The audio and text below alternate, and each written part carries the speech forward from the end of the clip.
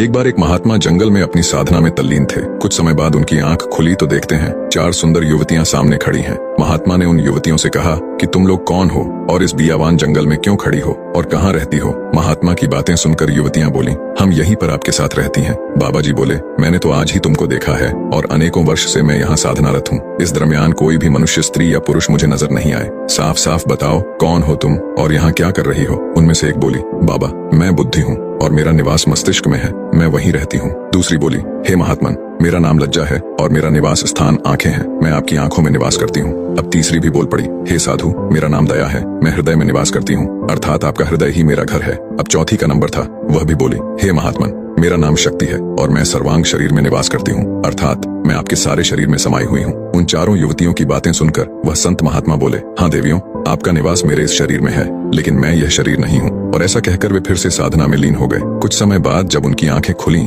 तो देखते हैं कि अब की बार 4 सुंदर नवयुवक सामने खड़े हैं। महात्मा जी ने उनसे कहा कि हे भद्र पुरुषों, आप कौन हो और इस जंगल में क्या कर रहे हो और कहाँ रहते हो। चारों नवयुवक बोले, हम सब भी आपके पास ही रहते हैं। महात्मा जी ने प्रश्नवाचक दृष्टि से जब उनकी तरफ देखा तो उनमें से एक बोला, हे महात्मन, मेरा नाम क्रोध है, मैं मस्तिष्क में निवास करता हूँ। इस पर महात्मन ने कहा, मस्तिष्क में तो बुद्धि रहती है। इस पर क्रोध ने कहा, हे महात्मा, जब मैं आ जाता हूँ तो बुद्धि चली जाती है, अर्थात क्रोध के समय बुद्धि नष्ट हो जाती है। अब दूसरा युवक बोला, हे महात्मा, मेरा नाम काम है, मेरा निवास स्थान आंखों में है। इस पर महात्मन बोले, आंखों में तो लज्जा रहती है। हाँ, आपने ठीक कहा, पर जब मैं आ जाता हूँ तो लज्जा शर्म चली जाती है और मनुष्य माँ, बहन, पत्नी की पहचान खो देता है। तीसरे भद्र पुरुष ने कहा, महात्मा, मेरा नाम लोभ है, मैं हृदय में निवास करता हूँ, परंतु हृदय में तो दया निवास करती है। फिर तुम कैसे। महात्मा बोले। इस पर लोभ ने कहा, जब मैं आ जाता हूँ तो दया दूर चली जाती है। अब चौथे की बारी थी। उसने कहा, मेरा नाम मोह है, मैं संपूर्ण शरीर में निवास करता हूँ।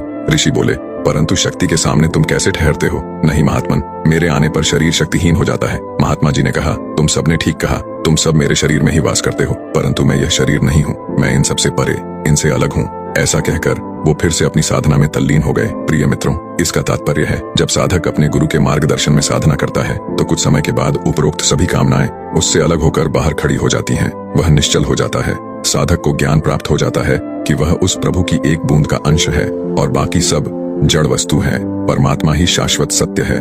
उसके आंख कान खुल जाते हैं और अंदर में अपने गुरु एवं उस प्रभु के दर्शन करता है।